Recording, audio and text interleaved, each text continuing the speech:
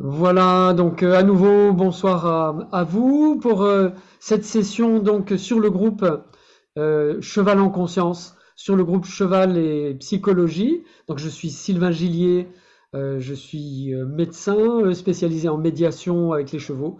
Et donc j'ai créé depuis maintenant 3 ans une plateforme qui s'appelle Cheval en conscience également, un webinaire qui a lieu tous les ans en fin d'année. Et donc sur cette plateforme, nous avons le souhait de présenter un panorama à 360 degrés des différentes approches de la médiation avec les chevaux, y compris la médiation thérapeutique. Et donc on a plusieurs groupes de discussion.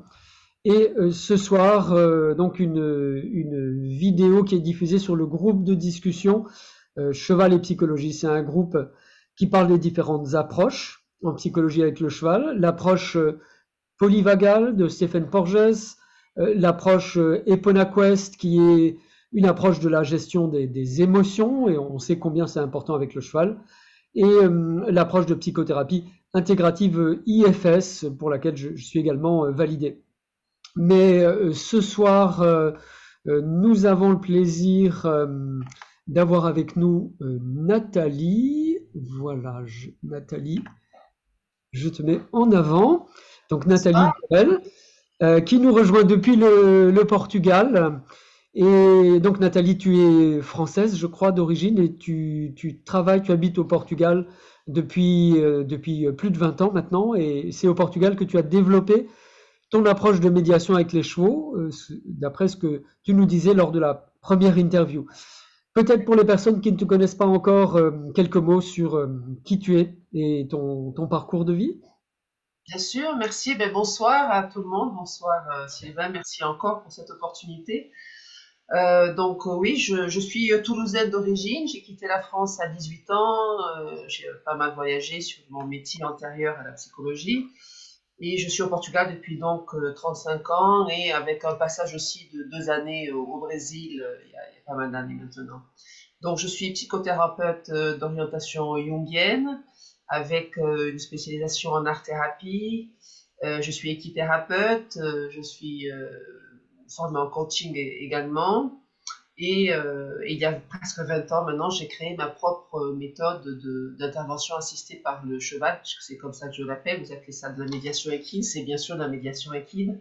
Mais ici, en tout cas, et au Brésil, on appelle ça des interventions assistées par le cheval et notamment la psychothérapie assistée par le cheval. Et j'ai donc créé la méthode Chiron. J'ai créé cette méthode parce qu'en fait, il y avait un grand manque. 20 ans en arrière, il n'y avait absolument rien. Il n'y avait que Yagala qui travaillait de cette façon et pas d'autres méthodes. Et je me suis formée Igala, mais Igala ne fonctionnait absolument pas, en tout cas avec mon public de patients que j'avais au Portugal et que j'ai au Portugal.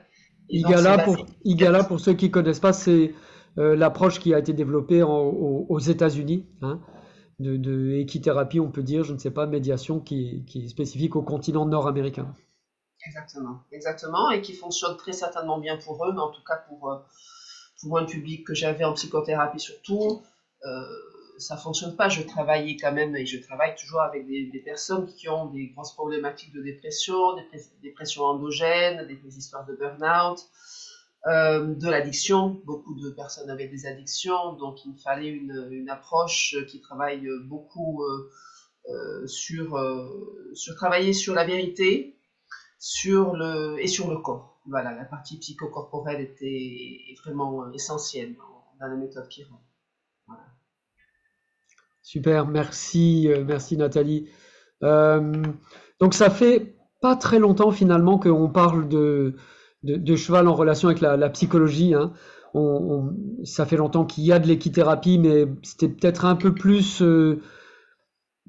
psychocorporel, c'était un peu plus les mouvements du cheval, peut-être un peu plus pour les personnes handicapées. Et puis en même temps, bah, on sait depuis longtemps que le cheval a une action sur la psyché. Il y a cette citation hein, de Xénophon en Grèce qui dit que le cheval est bon et bon pour le corps, mais aussi pour l'esprit et pour le cœur, pour l'âme de la personne. Et Nathalie, comment est-ce que pour toi, tu en es arrivé à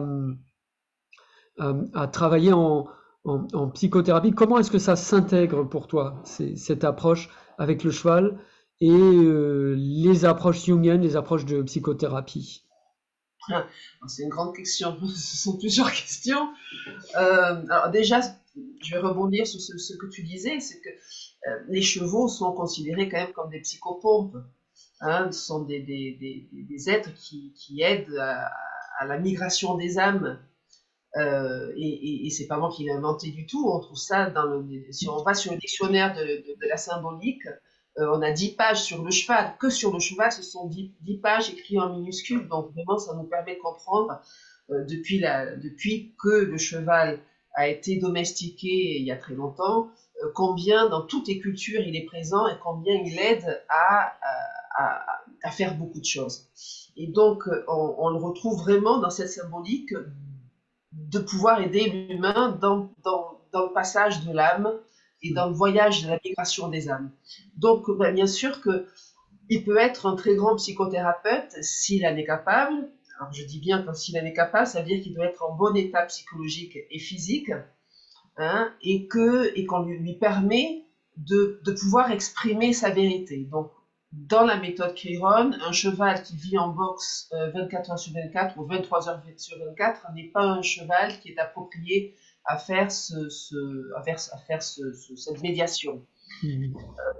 C'est vraiment important pour moi que le cheval puisse vivre en troupeau, en liberté et avec une alimentation naturelle quand c'est possible. Et la méthode Chiron travaille vraiment avec des animaux qui sont en liberté et qui aiment faire ce travail, entre guillemets. C'est toujours très difficile de savoir s'ils aiment vraiment, mais normalement, comme ils sont en liberté, s'ils ne veulent pas, ils s'en vont. C'est aussi simple que ça.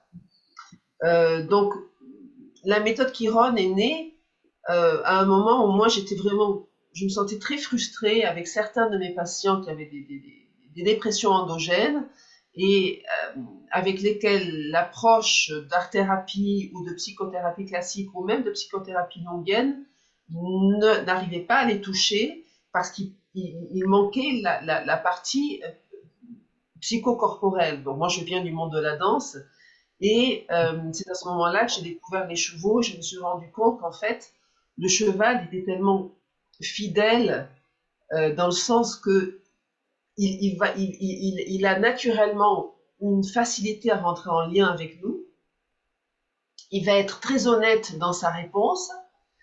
Et si dans mon corps, si je ne suis pas bien dans mon corps, et donc quand on a pathologie mentale, on n'est pas bien dans son corps, ce n'est pas possible, on ne peut pas couper ici. Hein, la maladie mentale, en fait, est une très mauvaise expression parce qu'on pense que tout se passe ici. Non, ça se passe dans tout le corps.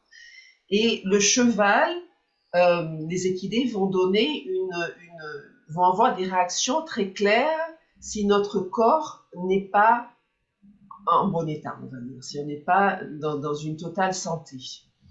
Et pour moi, ça a été, donc, ma première approche a été bien sûr l'équithérapie classique, donc en montant sur le cheval, et puis je me suis rendu compte que pour la plupart des gens que j'accompagnais, ça n'avait aucun sens, je ne pouvais pas les mettre à cheval, il fallait donc que je puisse travailler avec eux au sol. Et c'est à partir de là que j'ai commencé à développer plusieurs types d'exercices, et toujours dans cet effet miroir des exercices où le corps va dire des choses, le corps du patient va dire des choses, et le cheval va pouvoir avoir l'espace d'exprimer sa réponse. Et de cette réponse, le patient va donner une autre réponse, et continuellement pendant la séance, on va avoir comme ça un dialogue qui va se mettre en place, avec toujours bien sûr au milieu le facilitateur qui va aider la personne à comprendre. Hein, donc c'est une méthode interventionniste, c'est-à-dire que je ne laisse pas jamais la personne elle-même arriver à ses propres conclusions, parce que surtout par exemple avec un public, je te disais tout à l'heure, des addicts qui partent très facilement dans des délires et des inventions. Si le facilitateur ne dit pas vraiment la vérité de ce qui est en train de se passer, la personne n'est pas capable de le voir par elle-même. D'accord, donc il y a aussi une phase de choix, il y a une phase de préparation du cheval, et il y a une traduction, il y a une intervention dans cette relation, c'est un peu triangulaire entre le patient, le cheval et le thérapeute, si je comprends bien.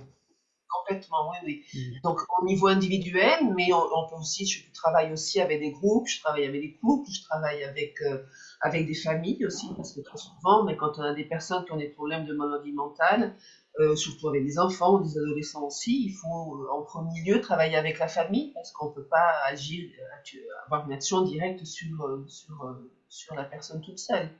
Mm. Donc c'est assez intéressant de pouvoir, par exemple, confronter une famille humaine dysfonctionnelle avec un troupeau de 5 ou 6 poneys qui sont fonctionnels.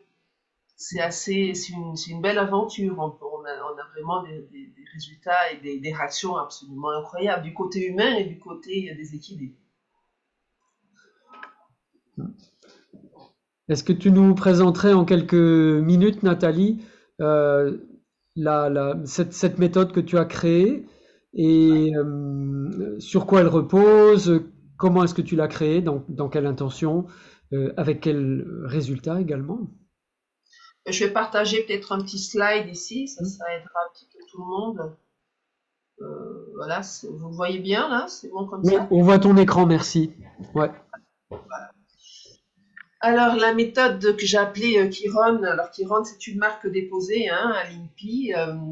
Chiron, donc en français, ce serait Chiron, donc le fameux centaure grec qui est à l'origine du mythe du thérapeute blessé et qui n'arrive pas à se guérir et qui, à un moment donné, demande à mourir, donc à se transformer pour pouvoir atteindre la guérison. Moi, je l'ai beaucoup ouvert, hein, ce côté de Chiron, parce qu'en fait, je pars du principe qu'actuellement, nous sommes tous blessés à un niveau ou à un autre. Moi, j'ai maintenant 25 ans d'expérience comme psychothérapeute. Avec les équidés, j'en suis pratiquement à 150 000 heures d'expérience. Et je vois qu'en fait, ben, ce mythe, il est bien intéressant, mais on ne peut pas le garder seulement au niveau du thérapeute blessé. C'est vraiment pour nous tous, parce que nous tous, nous avons nos blessures. Et ce que j'ai trouvé intéressant, bien sûr, dans le mythe du centaure, c'est ce lien entre la partie équine et la partie humaine et comment, en fait, cette fusion peut permettre une profonde transformation et, en fait, les oppositions entre la partie euh, mentale de l'humain et la partie physique du cheval, la partie émotionnelle des deux, et comment en fait toutes ces fonctions peuvent vraiment travailler ensemble pour arriver à une transformation. Dans le mythe, lui, il demande la mort, mais c'est pas par la mort, c'est en fait, ça peut être par une partie de mort de nous-mêmes pour arriver à développer un nouveau moi, une nouvelle partie de soi. Hmm. Donc la méthode se base sur 3 fondements théoriques qu'on connaît tous quand même beaucoup dans la médiation équine, euh, mais dans le cas de la méthode, ce sont 3 points qui sont extrêmement développés et travaillés et qui ont vraiment qui sont très structurés, voilà. Donc en premier lieu, c'est donc une méthode d'apprentissage expérientiel. Donc c'est bien connu que on apprend en faisant. Depuis le mammifère, de toute façon, est comme ça. Nous sommes des mammifères. On arrive dans le monde et c'est en faisant les choses qu'on va apprendre.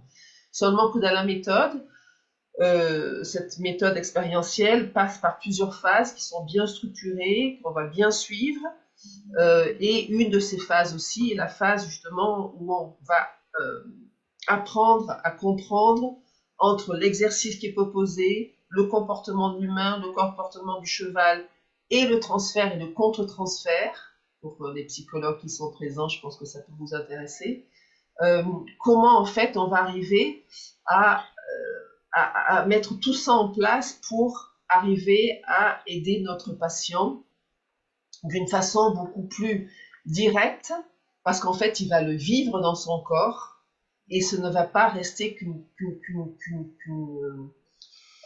approche de son mental. Voilà. Et c'est ça qui va faire toute la différence. Le comportement du cheval, donc on arrive à l'éthologie. Donc je travaille avec l'éthologie. Bon, la plus grande découverte pour moi, en tout cas que je suis depuis très longtemps, est Lucy Rees, qui est une grande dame qui est âgée maintenant. C'est avec elle que j'ai appris la plupart de mes connaissances en éthologie. Tout comportement de l'équidé dans une séance est expliqué à la lumière de l'éthologie. C'est-à-dire qu'on n'invente absolument rien, je n'invente rien, quand un cheval va avoir une réaction, pour pouvoir faire le lien avec le comportement de l'humain, je me dois de vraiment dire, en tout cas essayer d'expliquer, parce que parfois je ne comprends pas tout. Il faut aussi une partie d'humilité. Parfois le cheval peut avoir un comportement que je ne comprends pas. Mais en tout cas, c'est vraiment important dans la méthode Chiron qu'on aille sur des choses de biologie et de science, même si parfois, c'est vrai aussi que parfois il peut y avoir des comportements, il y a des choses magiques, il y a des moments magiques, il y a des choses qu'on ne comprend pas très bien, mais certainement un jour on pourra les élucider à la lumière de la science. Et le troisième fondement, est le cheval miroir et le cheval médiateur. Donc le cheval médiateur, je pense que pratiquement tout le monde dans le public sait de quoi je parle. Par contre, le cheval miroir est quelque chose d'un peu plus complexe quand même, parce que c'est vrai que la plupart du temps, notre comportement va provoquer une réaction chez le cheval, et chez le cheval aussi, une réaction de son côté va provoquer une réaction de notre côté. Mais c'est pas aussi simple que ça. Voilà, c'est pas aussi simple que ça. Ce que j'ai pu me rendre compte, c'est que dans une séance, il y a tellement de choses, dans ce genre de séance, tellement de choses vont se passer qu'on peut pas non plus tout attribuer à notre comportement et au comportement du cheval. Il y a toute une partie de l'environnement, de tout ce qui va se passer autour dans l'espace où on va être, parce qu'en fait, on est dans la nature. Hein. Donc, en fait, ça peut être un oiseau qui va passer, ça peut être un bruit que nous, on ne va pas percevoir, mais le cheval va percevoir. Et donc, il y a une partie un peu plus de gestalt, pour qui connaît un petit peu la gestalt, où la partie de phénoménologie est quand même très importante. Voilà. Donc, si je peux... En 3 mots, hein, c'est difficile toujours de pouvoir expliquer l'approche de cette façon. Donc, j'ai les 2 axes en dessous, donc pied à terre ou monter sur les équidés. C'est vrai qu'à une époque, je travaillais encore pas mal avec monter à cheval, puis j'ai laissé de côté. J'enseigne encore à mes élèves, hein, la méthode est enseignée depuis maintenant 12 ans. Certains de mes élèves qui sont des équithérapeutes, je les aide sur cette partie-là, mais 90% des personnes que je forme, la méthode se fait pied à terre avec les équidés. Et puis en fait, les espaces thérapeutiques que j'utilise dans la méthode sont pratiquement en fait tous les espaces qu'on peut trouver dans une école d'équitation, dans un centre hippique. Les exercices sont adaptés aux besoins de la personne, aux besoins de l'exercice. Et j'aime beaucoup, en fait, pendant le processus de la personne, que ça dure des mois ou des années, qu'on puisse justement passer d'un espace à l'autre, parce que chaque espace a une propriété bien spécifique pour travailler sur des choses bien spécifiques. Voilà. Donc, je ne sais pas si tu as des questions, Sylvain, ou si quelqu'un a des questions à me poser sur... Oui, je pensais laisser un espace aux questions après ta présentation, Nathalie, mais on peut passer aux questions maintenant s'il y a des personnes qui ont des questions, tout à fait. Donc à ce moment-là, je vous propose soit d'utiliser le chat du Zoom, donc c'est la petite bulle qui se trouve sur votre écran. En bas de l'écran, c'est marqué chat. Et donc, vous pouvez écrire directement dans ce chat votre question si vous avez une question. Ou vous pouvez également lever la main. Dans votre petite barre d'outils, il y a un petit onglet qui s'appelle Réaction. Et vous pouvez lever la main si vous souhaitez prendre la parole et poser une question. Moi de mon côté, j'avais une question, plutôt une remarque, une réaction par rapport au cheval miroir. Et tu disais que le cheval miroir, c'est pas si évident que ça. hein, et actuellement, il y a des éthologues qui, en fait, qui remettent en question ce concept du cheval miroir, que le cheval n'est pas simplement une image en miroir de qui nous sommes, mais bien plus que ça, en fait. Bien plus que ça, parce que il ne réfléchit pas seulement à notre image, mais il nous renvoie quelque chose en réponse à ce qu'on représente, hein. Et moi, je vois plus ça comme un dialogue que comme une image réfléchie. Je ne sais pas ce que tu en penses, Nathalie. Oui, ben, je pense que c'est un dialogue parce qu'on est avec un être vivant. On n'est pas avec un robot, avec une machine.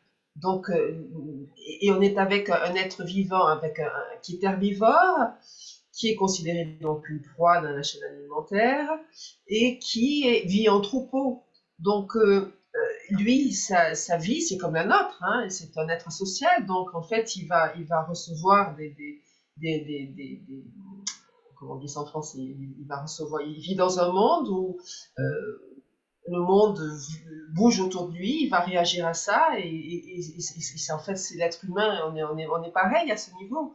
Donc, c'est pas qu'une histoire de miroir, c'est vraiment une histoire de dialogue. Et je redis toujours, les chevaux sont très curieux, et ils aiment beaucoup rentrer en lien, en fait, ils aiment rentrer en lien entre eux, et ils aiment aussi rentrer en lien avec nous. Donc, euh, être vraiment capable de dire que tel comportement veut dire ça, ça et ça. Moi, j'ai vu, surtout avec le Brésil. Au Brésil, ils racontent un petit peu n'importe quoi sur les comportements du cheval, de ce que j'ai pu voir. Ils inventent beaucoup. Et c'est très dangereux, parce qu'en fait, on induit notre patience sur des choses qui ne sont pas vraies. Mhm. Donc, je pense que c'est vraiment important d'arriver à avoir la. Déjà, il faut qu'on connaisse très bien nos chevaux, notre cheval ou nos chevaux, hein. Dans la méthode Chiron, si on ne travaille pas avec nos chevaux, on va travailler donc avec un spécialiste de chevaux qui doit bien connaître ses chevaux.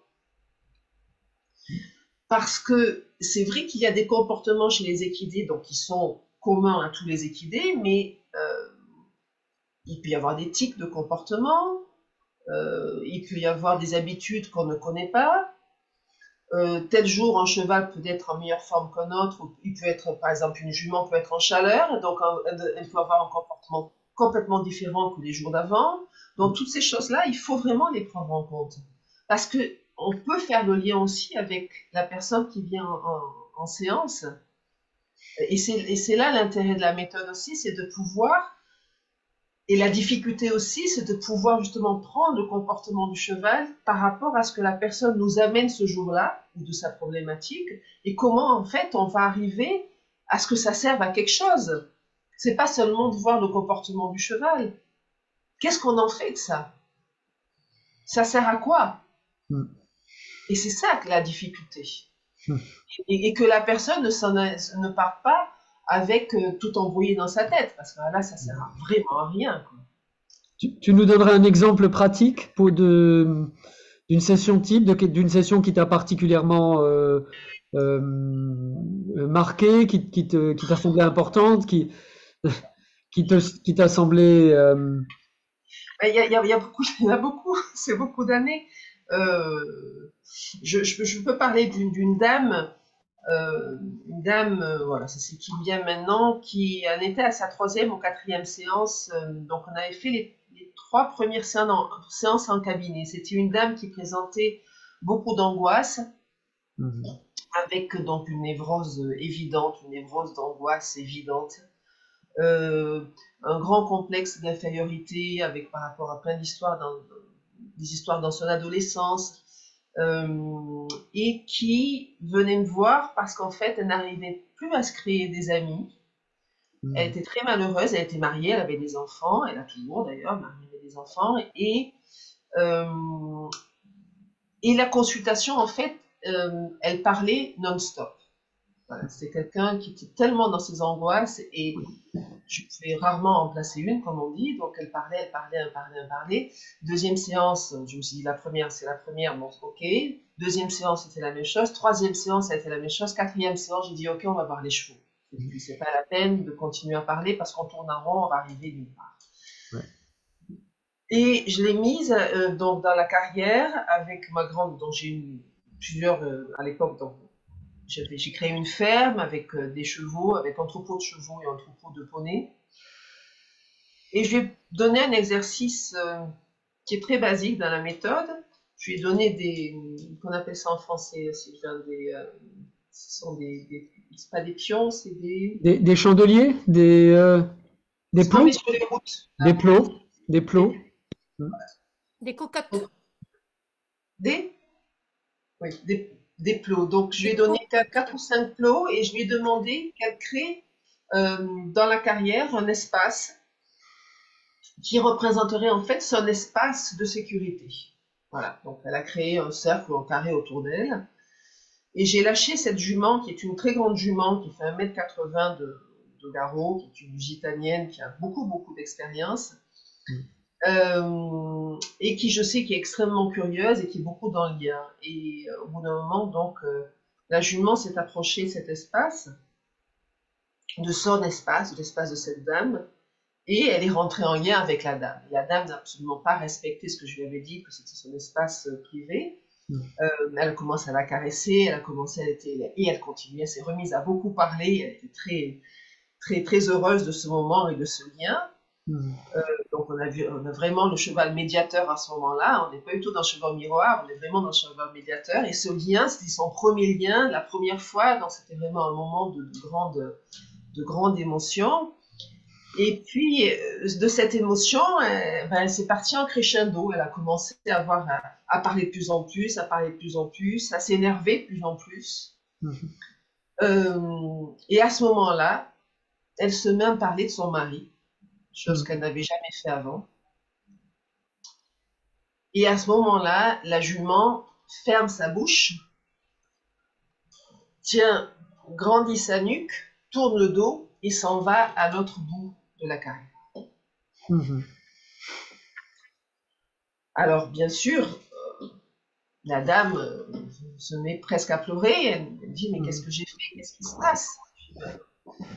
Sans parler, c'est quand même au moment où vous avez parlé de votre époux que la jument s'est tendue, elle est partie à l'autre bout de la carrière. Et là, elle éclate en sanglots. Voilà. Et elle me dit ce qu'elle n'avait pas pu me dire en séance avant, c'est que en fait, son mari sort d'une leucémie qui a été gravissime, et qu'elle n'en peut plus, et qu'elle est épuisée, et qu'elle est très en colère, en fait. Elle est très en colère après son mari, et elle est très malheureuse dans sa vie. Donc, c'est un moment, donc ça peut être une coïncidence, c'est certain. La jument, en ce moment-là, est partie. Mais quand on voit ça se répéter séance après séance avec des centaines de personnes, on se rend compte qu'en fait, ce n'est pas une coïncidence. C'est vrai qu'il y a une histoire de miroir à ce moment-là, c'est-à-dire que cette dame passait des informations par son corps de tension et de colère, et la jument n'a pas du tout aimé ça. Elle est partie de l'autre côté de la carrière. Par contre, quand la dame a commencé à exprimer, à pleurer et à exprimer sa souffrance, la jument s'est relaxée, a relâché, et elle est revenue vers elle et elle a posé ses naseaux sur son épaule.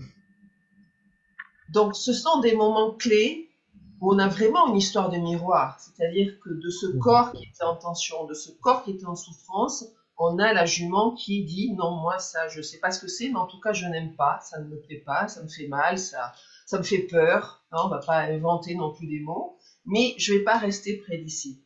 Par contre, à partir du moment où la personne commence à verbaliser et dire la vérité, sa vérité, le côté, cette volonté, ce côté de rentrer dans le lien que le cheval normalement a, s'exprime et elle se sent plus en sécurité pour revenir.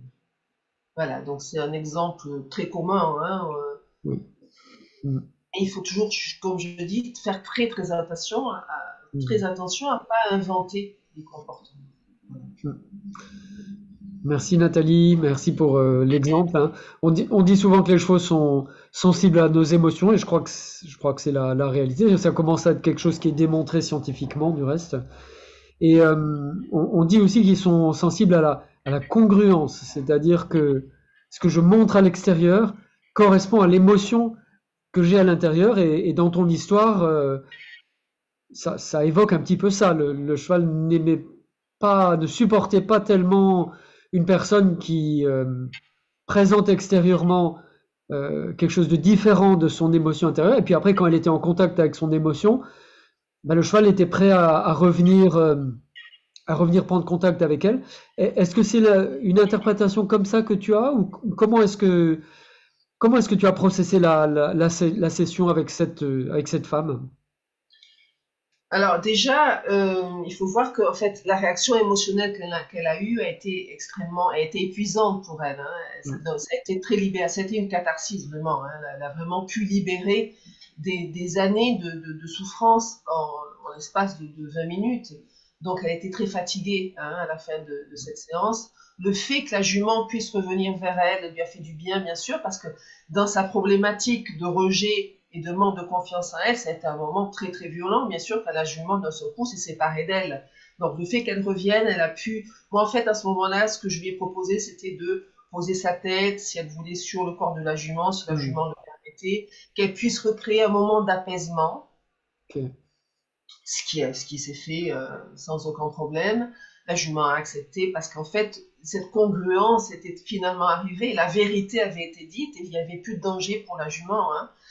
Euh, par contre, par la suite, les séances qui ont suivi, on a beaucoup travaillé justement sur cette capacité pour cette dame à ne pas partir dans des états d'hystérie, hein, parce qu'elle partait vraiment dans l'hystérie, pouvoir être capable de verbaliser sa vérité tout en restant présente, tout en restant bien racinée. Et c'est là que donc je suis passée à des exercices beaucoup plus complexes. Par exemple, de longer un cheval sans la longe, par exemple, sans partir dans de l'hystérie, en restant vraiment posé dans l'espace, pour enseigner en fait au corps de cette dame qu'elle pouvait exprimer les choses sans partir dans une décompensation. En restant présent. Oui, ce qui n'est pas évident pour quelqu'un qui, une dame de 40 ans, qui toute sa vie a eu ce genre d'attitude. Ça se fait pas. Et c'est ça aussi une chose que je pense qui est importante, c'est que, en tout cas, dans mon pays et aux États-Unis, je sais aussi que on dit beaucoup que cette approche de la méthode expérientielle avec le cheval au sol est beaucoup plus rapide qu'une psychothérapie. Je ne sais pas si vous l'avez déjà entendu dire, mais ils ont même des chiffres, hein, que 5 séances équivaut à 25 séances de psychothérapie. Non, je ne peux pas être d'accord avec ça. C'est pas possible. Je ne peux pas être d'accord avec ça parce que chaque cas est un cas. Et en psychothérapie, mais même en coaching, même en développement personnel, le temps est important pour faire un travail sur soi. Que ce soit avec cheval ou sans cheval, on a besoin de temps pour faire un travail sur soi et pour faire une transformation. Donc, c'est le facilitateur qui doit être capable d'accompagner son patient, son client sur du long terme.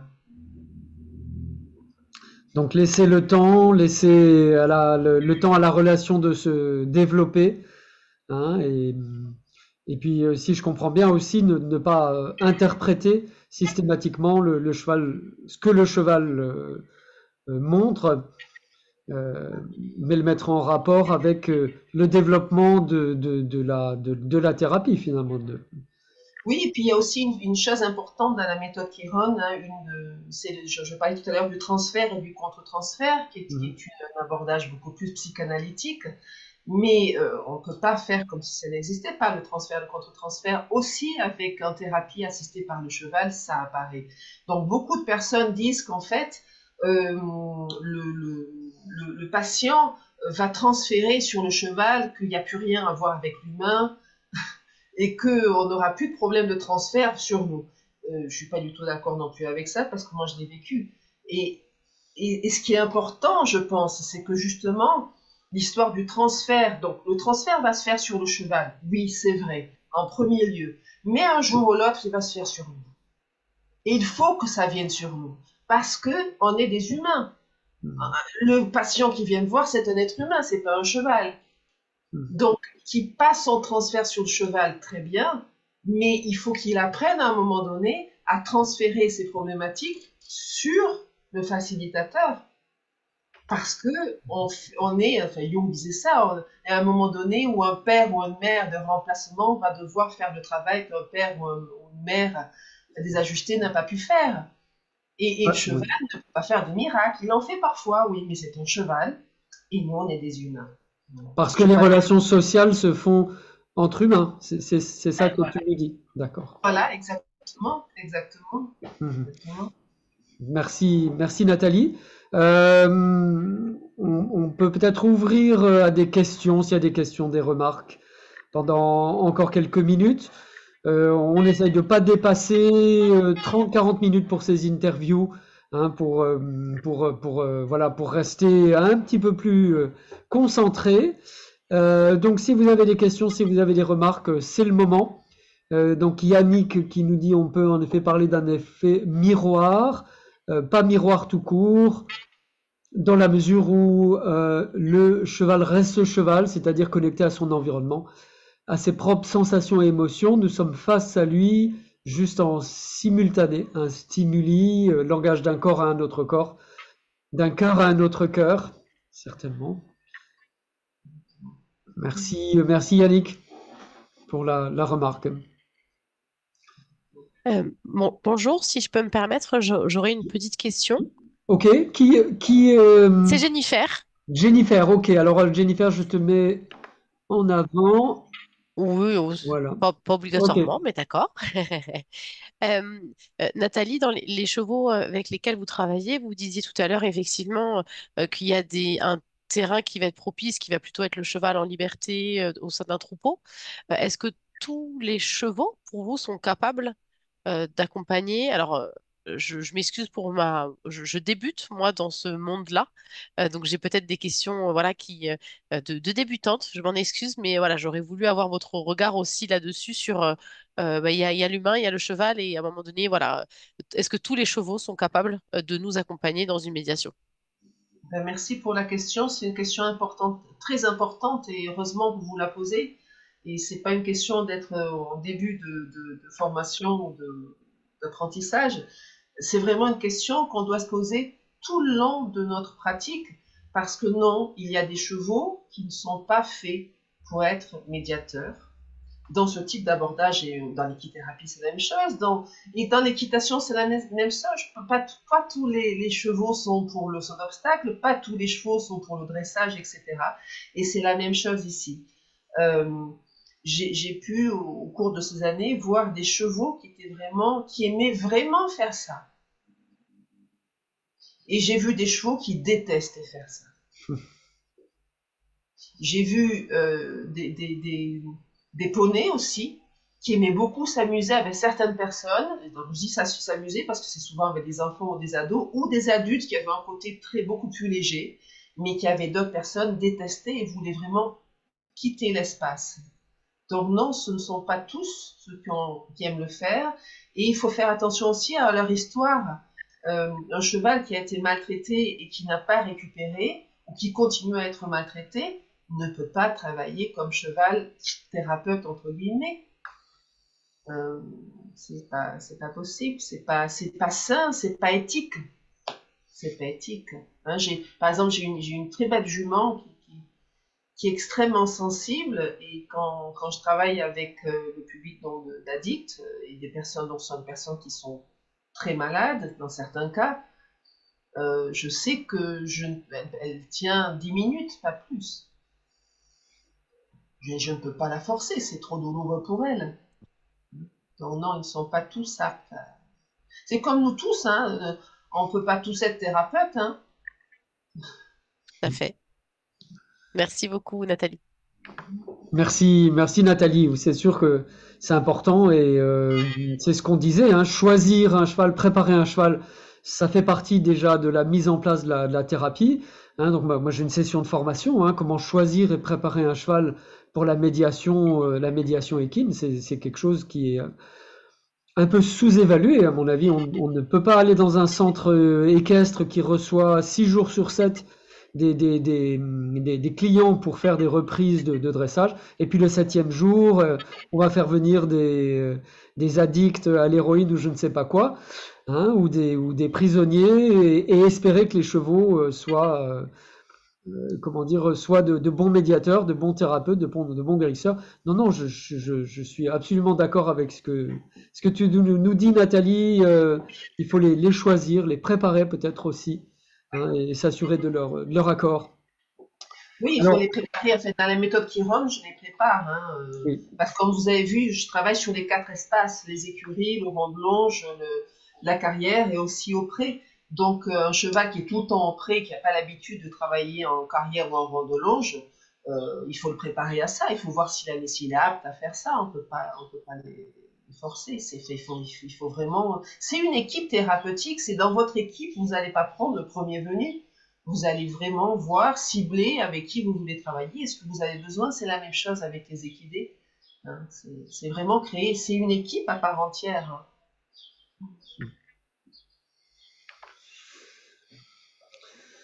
voilà. Alors, s'il n'y a pas d'autres questions, d'autres remarques, on va s'acheminer vers la fin de cette interview.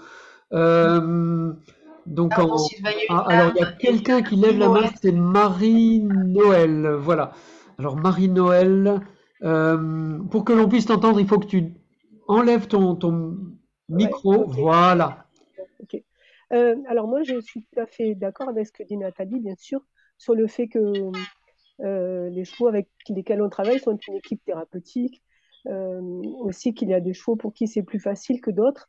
Moi, j'essaie dans ma pratique, j'utilise un peu tous mes chevaux pour ça, et même les chevaux pour qui c'est un peu plus difficile de rentrer en contact. Et j'essaye de m'en servir aussi pour montrer que c'est pas toujours facile de rentrer en contact et que il faut aussi respecter ça. Et ça peut être un outil, le cheval qui a pas trop envie, ça peut être aussi un outil de travail, quoi. C'est ce que je veux dire, voilà. Je sais pas si je me fais bien comprendre. Mais moi, ce que j'essaye de faire, c'est c'est que qu'on puisse voir ce que chacun est prêt à donner.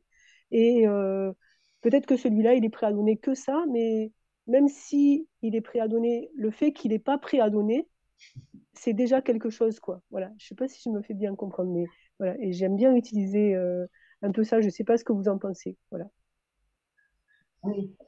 Merci Marie-Noël. Oui, on touche quelque chose d'important et que, en tout cas, beaucoup de mes élèves ces derniers temps m'ont apporté ça et j'ai dû ouvrir dans ma formation un nouveau chapitre grâce à ce que contient cette question. Alors, moi, ce qui me vient en premier, c'est a-t-on le droit d'utiliser, j'utilise bien vraiment ce mot, d'utiliser des animaux pour faire de la thérapie à des humains? Ça, Ça, pour moi, c'est la première question. Est-ce qu'on a le droit de faire ça?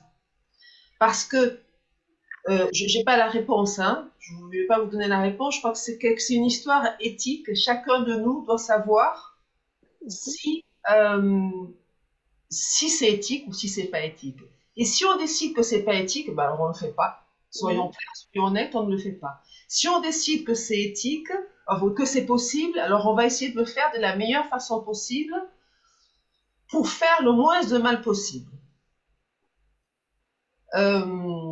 Et dans ce cas-là, on va être honnête, c'est-à-dire que on va rentrer, donc la méthode Chiron et toutes ces interventions au travail avec des exercices plus ou moins complexes et plus ou moins frustrants, plus ou moins embêtants pour le cheval. Et il faut qu'on soit clair avec ça, que pendant les séances, eh ben, il n'y a pas photo, un cheval, entre être au pré avec ses copains et venir faire une séance avec lui, la plupart du temps, il préfère être au pré avec ses copains. C'est-à-dire que nos problèmes à nous, ça les intéresse pas, quoi. Soyons honnêtes. Hein. C'est pas simple, les humains. Hein. Pour eux, c'est vraiment complexe. Donc, j'entends bien ce que vous me dites, et c'est vrai que dans un troupeau, il y en a toujours un ou deux que, oh non, il n'a pas envie, ou alors il a été traumatisé, et franchement, les humains, il ne veut pas être avec. Et c'est vrai que, éventuellement, dans certains cas, euh, on peut, et je vais bien dire ça, on peut s'en servir. Je suis désolée de dire ça, oui, c'est une histoire, on s'en sert. Mais jusqu'à quel point? Est-ce que ça va être 1 ou 2 minutes ou est-ce que ça va durer demi-heure? Mhm. Ben, on peut s'en servir jusqu'à ce qu'il soit d'accord, tant qu'il est à peu près d'accord. C'est à Ben, nous de voir, c'est un peu justement parce qu'on les connaît et qu'on voit ce qu'il est là, jusqu'à quel moment, quand il est OK ou pas OK, quoi. Et moi, j'aime bien que les personnes, elles arrivent aussi à déceler, il est OK ou il est pas OK. Là, il est plus OK. Et on s'arrête.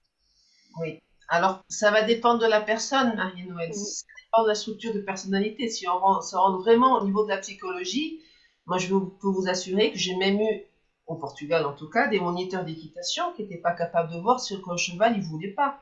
Oui. Donc, ça dépend. Il faut faire attention à ça. Vous voyez, Mhm. souvent, la personne, elle n'est pas capable de voir que le cheval, il veut pas. Et la plupart des gens, soit ils connaissent rien, soit ils s'en moquent. En tout cas, au Portugal et au Brésil, c'est ce que j'ai pu avoir comme expérience. Donc, il faut vraiment être attentif et être capable de dire non, maintenant, c'est plus possible. Maintenant, c'est Oui, pas. mais nous, on est capable. euh, nous, on est capable de le voir, donc enfin, on peut faire. Pardon, Euh, c'est qui nous? C'est qui nous? nous, la personne qui est le facilitateur, voilà. Je ne veux pas dire le psychothérapeute parce que moi, je ne suis pas psychologue. Je suis, voilà. Mais nous, les humains qui mettons les gens en relation avec des chevaux, si on fait ce métier-là, on doit et qu'on connaît bien nos chevaux, on est quand même, on voit bien quand. Et donc faire toucher du doigt ça, je trouve que c'est intéressant de faire toucher du doigt ça aux patients quoi en fait, aux personnes qui viennent chez nous. Je vais pas dire patients non plus parce que je voilà, je suis pas dans cette, mais de leur faire toucher du doigt le fait que là l'animal il est ok et là il est plus ok quoi. Donc effectivement c'est nous qui les aidons un peu, mais et le fait de voir que il est plus OK, c'est intéressant aussi. Et de voir aussi qu'est-ce que la personne elle fait quand l'autre il est plus OK pour être en relation avec elle, quoi. Oui, oui, oui, oui. Du moment que ça dure pas longtemps, Oui, qu'il y oui, ait oui, oui, et qu'on sait vraiment ce qu'on est en train de faire. Et oui, mais oui, c'est pas la plupart, en tout cas mon expérience, c'est la plupart du temps, moi j'ai vu presque toujours de l'abus. En tout cas, oui, ouais, en France, c'est pas sûr. en France, Ouais, j'ai jamais travaillé en France. Mais au Portugal et au Brésil, j'ai vu beaucoup, beaucoup d'abus. ouais, ouais. Mais je pense que oui, d'amener les personnes à être sensibilisées à la souffrance de l'animal et aux limites de l'animal et à ses propres limites. Quand on veut pas, on veut pas. On dit non, non, je ne veux plus. C'est pas bon. Mais merci pour la question. Voilà. Merci, merci à vous, merci pour les questions. Je vois que l'heure tourne et que certaines des personnes doivent nous quitter. Mais ce n'est qu'un au revoir parce que Nathalie va nous rejoindre donc pour une prochaine session où là on va parler d'une autre facette de ton activité, Nathalie. Donc avec les personnes qui sont comment est-ce qu'on dit addicts, qui sont victimes d'addiction. Hein, on sait que c'est un véritable problème aujourd'hui. Il y a l'addiction aux drogues, mais il y a beaucoup d'autres addictions. On est dans un univers d'addiction finalement, que ce soit les jeux vidéo, les achats, enfin, il y a énormément d'addictions dans le monde dans lequel on vit. Et donc, prochaine session avec Nathalie Durel sur donc ton expérience de médiation thérapeutique avec les chevaux, de la méthode de Chiron dans un contexte d'addiction. Hein, comment est-ce que les chevaux peuvent nous aider par rapport à ça? Un grand merci Nathalie pour cette session. Merci beaucoup donc à toutes nos personnes membres de la plateforme qui se sont inscrits. On avait une cinquantaine d'inscrits ce soir. Vous avez donc accès à cette vidéo en replay sur le groupe Cheval et Psychologie qui est en accès gratuit pendant encore une semaine. Profitez-en et je vous dis à bientôt pour de prochaines interviews sur Cheval en Conscience. Merci à vous. Merci Nathalie. Au revoir, merci. Au revoir. Au revoir.